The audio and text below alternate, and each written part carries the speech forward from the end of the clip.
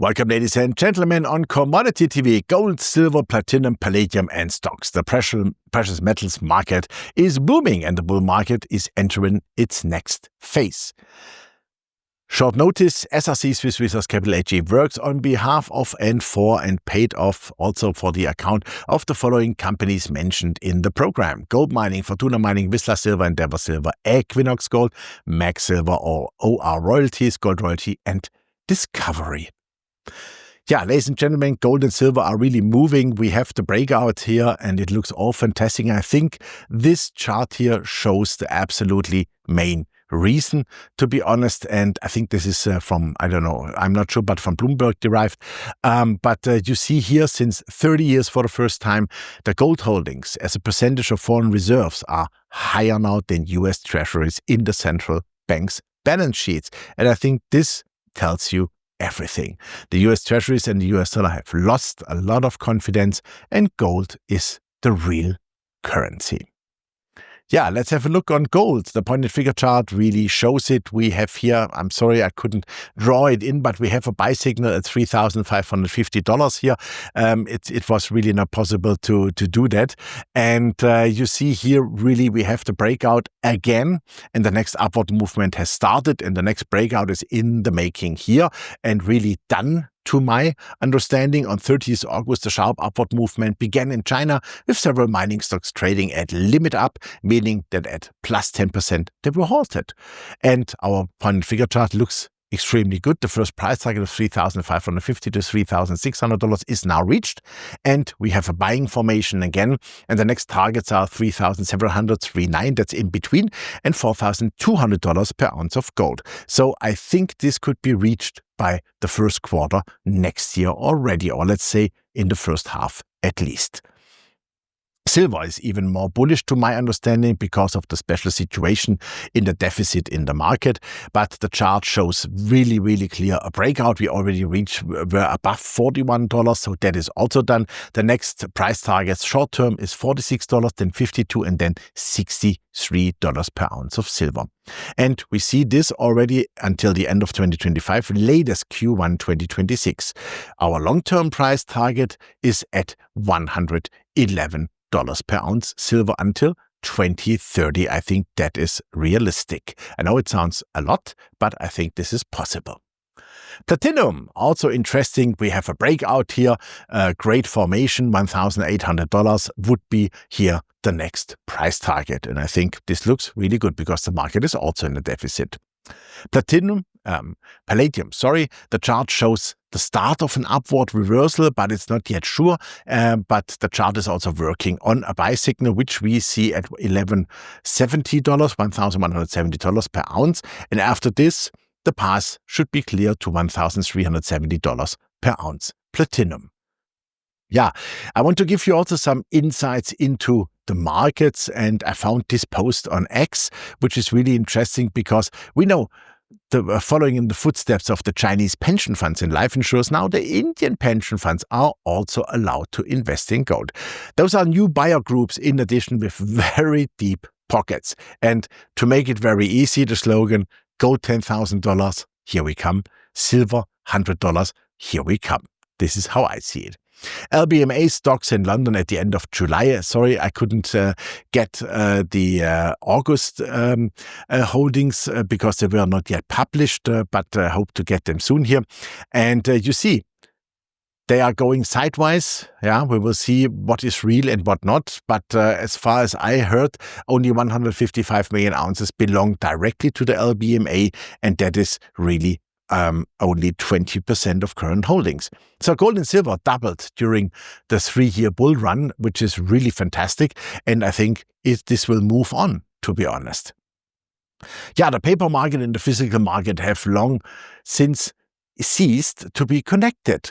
Up to 400 times more paper silver is being moved around than is physical available. And of course, there's a lack of physical coverage for the increased deliveries, which in some cases were 100% in recent months as compared to around 1 to 5% in the past years.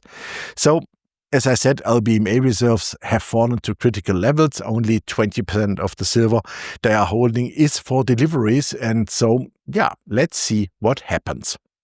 However, the official daily trading volume is approximately 190 million ounces, which is significantly more than the physical stockpiles. Some market participants, and please be careful with things like that, estimate the daily trading volume of up to 1.9 billion ounces of silver when unregistered OTC transactions are included. So this is guessing and not based on completely real facts, but I think it shows that there is much more paper around than physical coverage possible.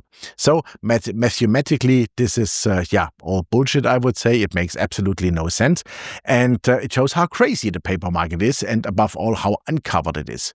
Each ounce of silver is thus offset by a multiple of paper demand. This will not end well. Delays in settlements, future contract fulfillment, serious warning sign. In the LBMA, normally you say transaction plus 1 day is normal. Today it's now transaction plus 8 weeks. And it is allegedly due to staff shortages and transport issues. Oh, one might be forgiven for thinking the worst. I don't believe that. For us, one thing is clear. There are serious problems in meeting the physical requirements. London, we have a problem. It is clear that the silver needed to fulfill the contracts always has to be procured with great difficulty. This is no longer a solid market, but a madhouse. The same can be seen with platinum, gold and silver on COMEX.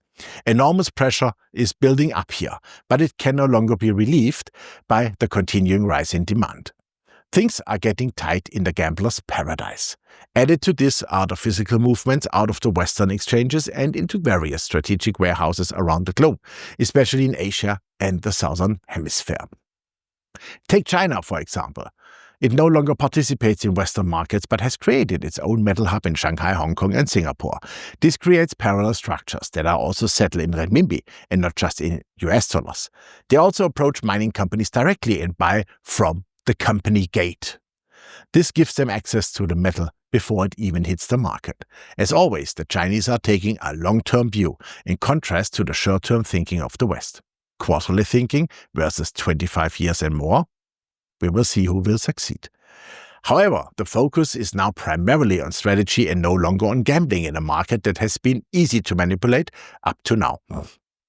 Now the arms industry is joining in, and that changes everything. Silver is now a strategic metal, not just a critical one. Defense, high-tech, renewable energies, mobility, and much more are no longer possible without silver. This means that the race for the access to real material is rapidly intensifying. However, our dear bankers, have not yet decided or yet noticed this and have maneuvered themselves into a bad situation from which they will probably never escape. The US have strategic reserves for defense, as does China. This is what we think. I'm not so sure about the European Union. But one thing is also for sure. Free lunch is over, gentlemen. Let's have a look on a very interesting fund, the Global X Silver Miners Fund. I'm owning that also personally because I think you have everything in the silver universe in it, in one ETF, and also fantastic companies like the ones which we have written here. And you find everything on their website, of course. The price target here for me is $111, which means approximately 90% upside potential. This is based on today's prices. Then have a look at a GDX from Van Eck, also a fantastic gold miners ETF where you have all the world of gold in it with all the large companies, but also fantastic companies like the ones we have at SRC and Commodity TV. And I must say also here the target price, $129. Perfect. It's a 100% upward potential. Then you have the GDXJ from Van Eck, which is the junior gold miners. There you are more also in the developers and some good exploration companies, but I think that makes also sense. We have a completely breakout. This is done, and $175 is here the price target for it. Ladies and gentlemen, gold and silver are in a bull market. They are not going into, they are, and this is just the beginning. I think this will last for the next 5 to 7 years easily, and make sure you can participate. Thanks for your attention. I wish you all the best and stay healthy. Bye-bye from Switzerland.